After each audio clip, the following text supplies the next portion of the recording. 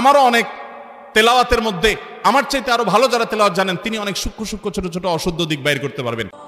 আজকের এই বিষয়টি নিয়ে আলোচনা করবেন প্রখ্যাত আলেমে দ্বীন শেখ আহমদুল্লাহ। চলুন বিষয়টি দেখে আসি। আমারও অনেক তেলাওয়াতের মধ্যে আমার চাইতে আরো ভালো যারা তেলাওয়াত জানেন তিনি অনেক সূক্ষ্ম সূক্ষ্ম ছোট ছোট অশুদ্ধ দিক বাইর করতে পারবেন। এগুলোর কারণে কোনো তেলাওয়াতের কারণে সওয়াব হবে না বা গুনাহ হবে এরকম কোনো বিষয় না।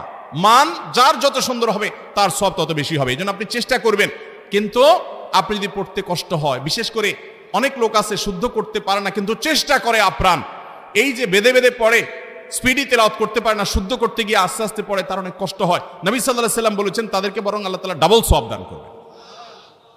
তাহলে কোরআন তেলাওয়াত বাবা পড়তে গিয়ে যদি গুনাহ হয় আবার লানত পড়ে যায়, তার চাইতে আমি না পড়ি, এই কাম করবেন, বরং চেষ্টা করবেন শুদ্ধ করার। ঠিক আছে তো ইনশাআল্লাহ?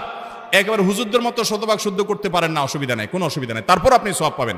আপনি চেষ্টা করেন, কোন হুজুরকে শুনান যে মেজর ভুল হয় কিনা, মেজর ভুল, বড় ভুল, অর্থ পরিবর্তন হওয়ার মতো ভুল যদি না হয়, একবারে শতভাগ ঠিক করে বলতে পারেন না, তো এটার কারণে আপনার অর্থ বিকৃতি হবে না এবং এর কারণে আপনার গুনাহ হবে না, বরং সওয়াব পাবেন ইনশাআল্লাহ। চেষ্টা অব্যাহত রাখবেন, তবে ওলামাদের সহযোগিতা নেবেন।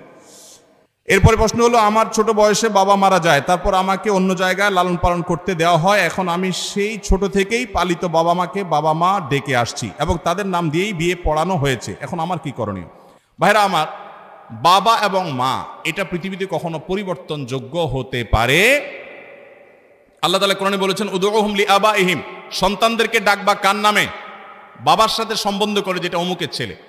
আমাদের দেশে এই সমস্যা অনেক পরিবারে আছে, যে ধরুন একজন গরিব মানুষের ছেলে বা মেয়ে বা একজন আপনজনের ছেলে মেয়ে আপনি লালন পালন করলেন, বড় করেছেন, আপনার ছেলে মেয়ে হয় না।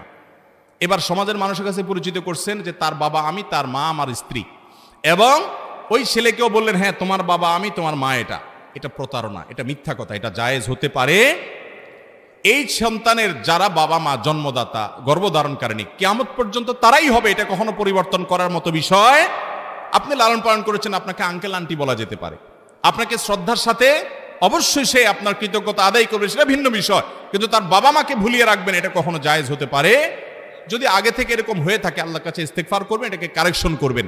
হ্যাঁ, কাগজপত্রে নাম উঠে গেছে, জন্ম নিবন্ধনের নাম চলে গেছে, এখন আর পরিবর্তন সম্ভব না, এনআইডি হয়ে গেছে, তাহলে সেখানে পরিবর্তন না করলেন, কিন্তু অন্তত আপনি নিজের মধ্যে আপনার এই ধারণা থাকতে হবে যে আমার বাবা অমুক, আমার মা অমুক, এবং তাদের সন্তান হিসাবে ভবিষ্যতে আপনি চেষ্টা করবেন পরিচিত করার। আল্লাহ তাআলা আমাদের ভুল ত্রুটিগুলো মাফ করে দিন।